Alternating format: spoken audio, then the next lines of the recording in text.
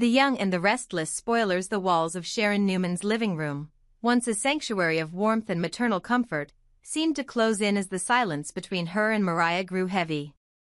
Sharon had been watching her daughter for days, tracing the shadows beneath her eyes, the subtle tremble in her hands, the forced smiles that never reached her heart.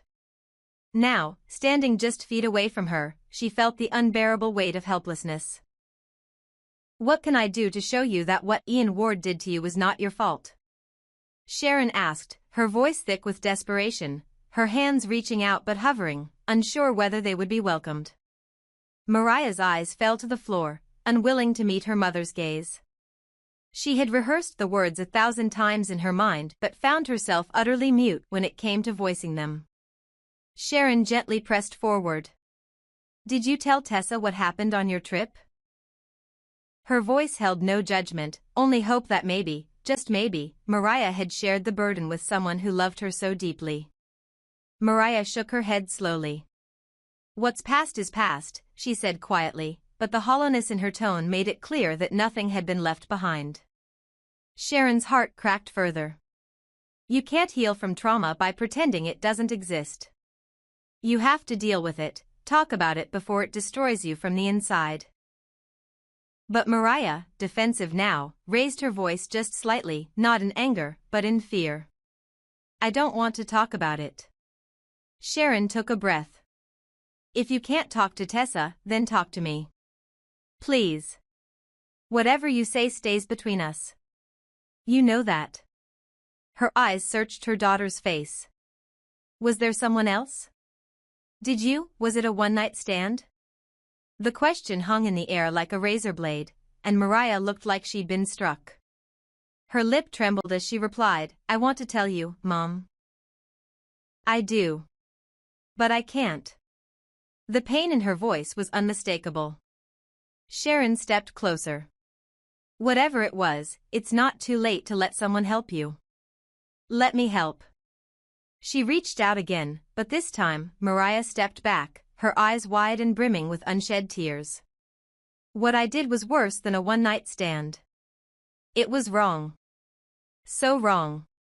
The crack in her voice finally gave way to panic. "Please don't ask me again." And with that, she turned and bolted from the room, leaving Sharon stunned, speechless, and staring at the open door. It was late when Mariah reached the observatory just beyond the edge of Genoa City. The night sky stretched endlessly above her, littered with stars that flickered like the ghosts of every decision she wished she hadn't made. She found a quiet bench overlooking the field of telescopes, sat down, and folded her arms tightly against her chest as if trying to hold her body together by sheer will.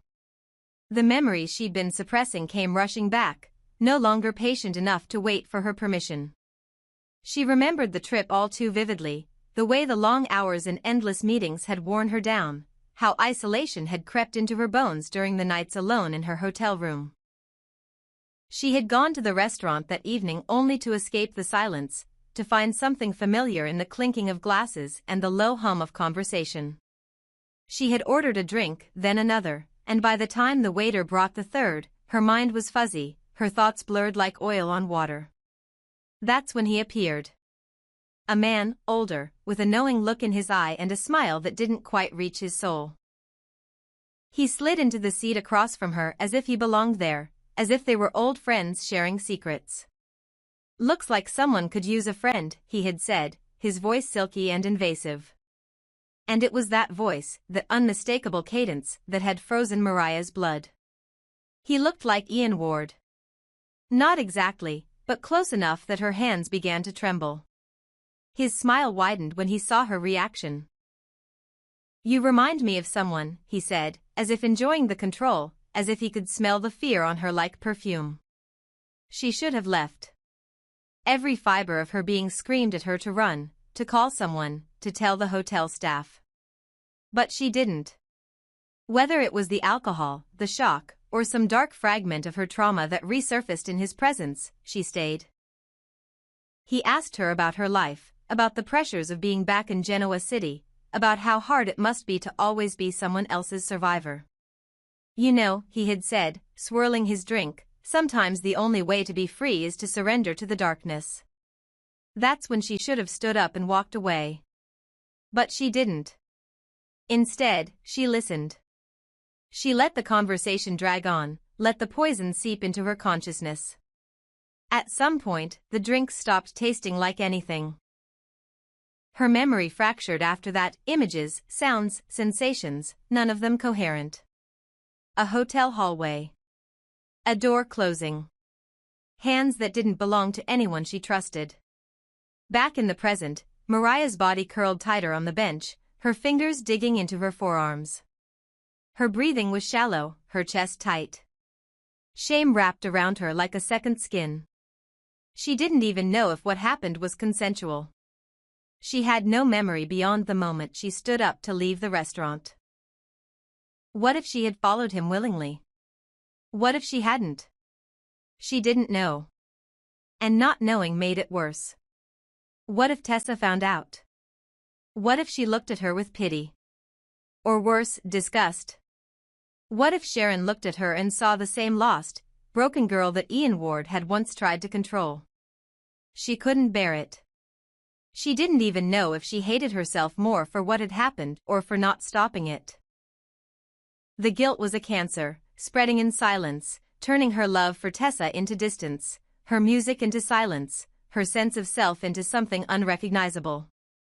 From far behind her, a twig cracked in the woods, and Mariah flinched, her heart pounding so violently she thought it might break through her ribs. But it was only a couple walking hand in hand, laughing softly, unaware that the woman on the bench was crumbling into pieces. As they disappeared from view, Mariah felt the tears fall. Not one or two, but a flood of them, hot and bitter. She buried her face in her hands and let it all out, the fear, the confusion, the self-loathing, the longing to go back and undo everything. But time doesn't offer do-overs. Only silence. And pain.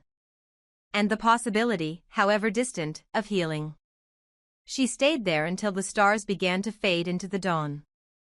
When she finally stood, her legs wobbled, but she walked. Not home. Not to Tessa. Not yet. But somewhere.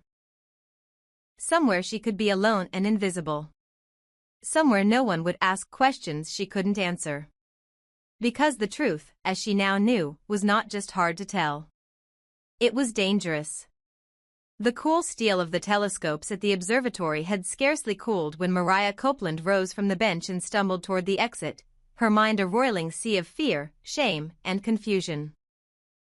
She had spent the night reliving fragments of that fateful trip to Cassidy First, replaying the moment the man who resembled Y&R slid into her booth, offering friendliness with a smile that felt predatory, promising comfort but delivering chaos. She could taste the alcohol at the back of her throat still, bitter and electrifying, recalling how the second and third cocktails had dulled her senses and compromised her judgment until she was little more than a puppet swaying on strings of liquid courage. She remembered his voice, soft, insinuating, as though he knew something about her no one else did. "You remind me of someone," he had said, and the memory of those words haunted her. A man's gaze that lingered too long, as though he possessed her, as though he had made her part of an ugly, twisted game. In her mind, she had wanted to flee, but her legs had refused to move. Instead, she had listened as he guided her through the night, each question he posed a thread that wove her into his web until dawn. And what she had done afterward, when memory returned in spare, ghastly fragments, was worse than any single mistake she could ever confess. It was a violation of herself, of her own body and spirit. It was a surrender to an unspeakable act that felt criminal in the darkness of that hotel room. She did not know if she had consented. She did not know if she had resisted. All she knew was that when she woke in the early morning light, drenched in sweat and cold as if buried alive, the man was gone, leaving her alone with secrets so heavy they threatened to drag her beneath the waves of her own mind. Now, as the sun climbed higher in the sky, she made her way back to Genoa City in a daze, her feet carrying her as though on autopilot.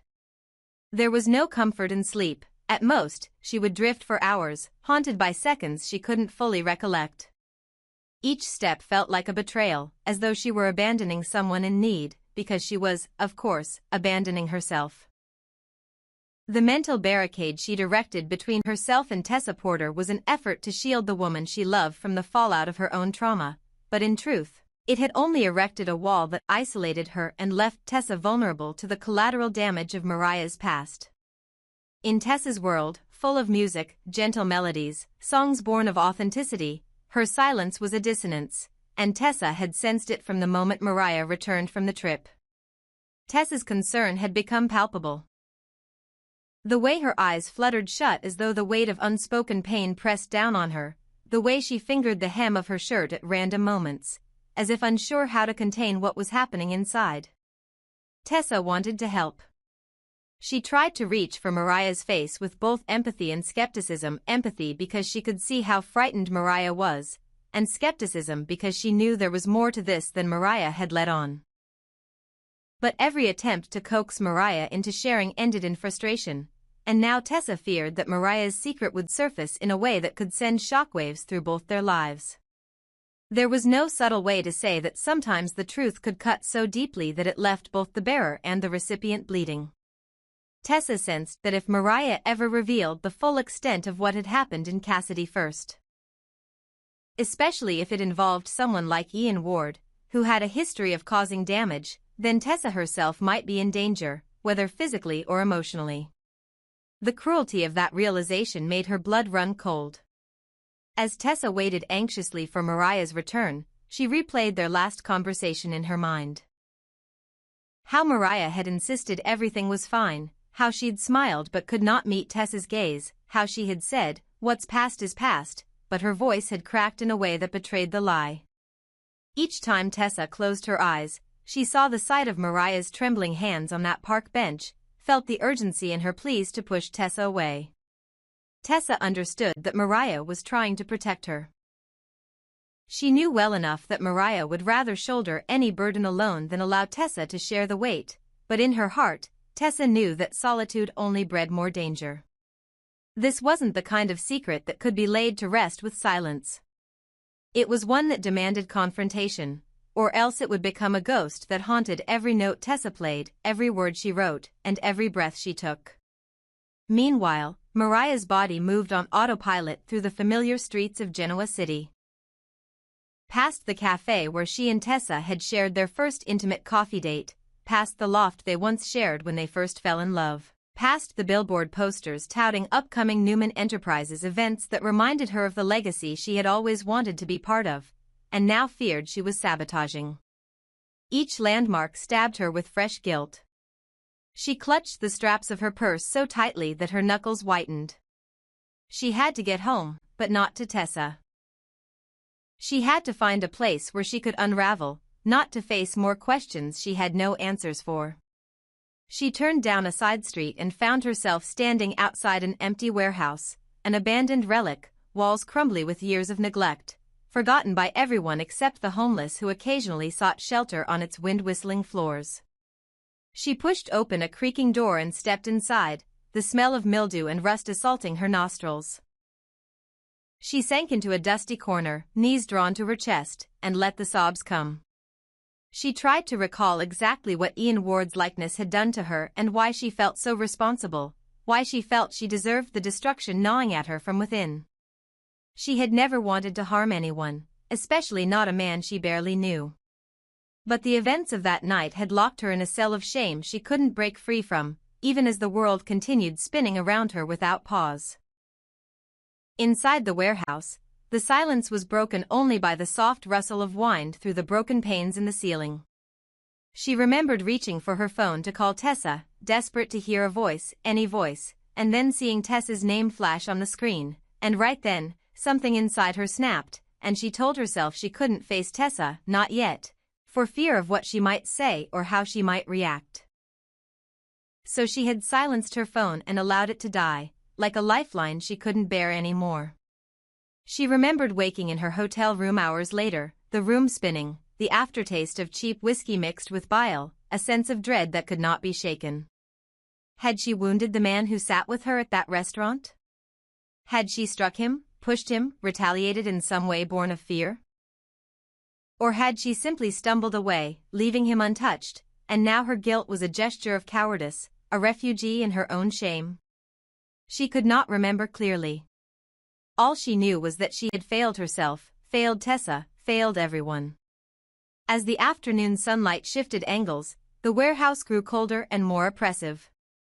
Mariah pressed her cheek against her knees and wept until her vision blurred, until she could no longer tell where her tears ended and her thoughts began. When her crying subsided into a haze of exhaustion, she forced herself to her feet, knees trembling like sapling branches in a storm. She brushed dust from her jeans and tucked her hair behind her ear, knowing she couldn't stay here forever. She had to move before someone found her. But where could she go? The only refuge she craved was oblivion, or maybe a confession that would set her free, but she lacked the courage even for that. Back at Tessa's loft that night, the lights were low, lamps casting warm glows on the scattered guitar picks and lyric sheets strewn across the coffee table. Tessa sat on the sectional sofa, arms wrapped around her knees, eyes fixed on an empty corner of the room as though Mariah might step through it at any moment. Daniel Romalotti Jr. had offered to stay, to keep her company, but she had gently declined, preferring solitude even though her heart screamed for a friend. She tried to write, plucking a guitar string, but her fingers hovered uncertainly above the strings, the melody forever out of reach. The memory of Mariah's haunted expression refused to leave her. Tessa closed her eyes again, imagining Mariah curled on a park bench or trapped in a hotel room corner, and an icy dread settled in her stomach. She knew, without a doubt, that Mariah needed help, but she didn't know how to break through the barrier Mariah had erected. She remembered every promise they had made to each other, to be honest, to share burdens, to face challenges together. And now, that promise was straining like a rope about to snap under the weight of something neither of them could articulate. Beyond the loft's windows, the night deepened, the city lights twinkling like distant stars. Tessa finally stood and walked to the window, pressing a hand against the cool glass. She whispered Mariah's name once, then again, as though calling a wayward spirit. She wondered if Mariah would ever return, if she would slam the door behind her and collapse into Tessa's arms, crying out her horror, seeking absolution. But part of Tessa feared the answer, that when Mariah returned, she would be a different person entirely, someone living in constant fear of being exposed. Perhaps she would lash out, hurt Tessa to keep her own demons at bay. Perhaps she would simply vanish again, leaving Tessa torn between relief at being free of the tension and agony over losing the one she loved. As the clock ticked toward midnight, Tessa finally sank to the floor, back against the wall, and let herself breathe the rhythm of the empty apartment, focusing on the stillness in her chest, trying to stave off panic. Hours passed, time folding in on itself until she drifted into a fitful sleep. In her dreams, Mariah's face swam in and out of view, sometimes pleading, sometimes accusing. The man who looked like Ian Ward stood in the shadows, whispering that Mariah had done something unforgivable, that anyone who knew would be in grave danger. Tessa awoke with a start, sweat clinging to her skin, convinced that the dream was more than a dream, that it was a warning. Meanwhile, Mariah wandered the city streets, disoriented and near tears, until she found herself outside the door of Smokin' Joe's, the old diner where she used to meet her mother for Sunday brunch. The red neon sign flickered, casting a pulsating glow that reminded her of the man's predatory grin in that restaurant in Cassidy First. She hesitated on the threshold, heart pounding so violently she could hear it in her ears. She dialed Tessa's number once, but hung up. She dialed again. Still hung up. The desire to tell Tessa warred with the fear that Tessa would be irrevocably changed by the truth, that Tessa would turn away in disgust, that Tessa would be put in danger if someone ever discovered what Mariah had done. And then there was the more terrifying thought, that the man in the hotel might show up here, in Genoa City, to silence Mariah before she could speak. To eliminate any chance she had of going to the police, of revealing his identity, of ending his influence over her. She turned away from the diner's door and found herself pacing the sidewalk, tears streaming in wide, uncontrolled arcs. Her phone buzzed with notifications, texts from Sharon, voicemails from Tessa, messages from Daniel. But she couldn't bring herself to respond. Each buzz was a hammer blow to her heart, a reminder that her silence was fracturing the trust and love that had once anchored her life.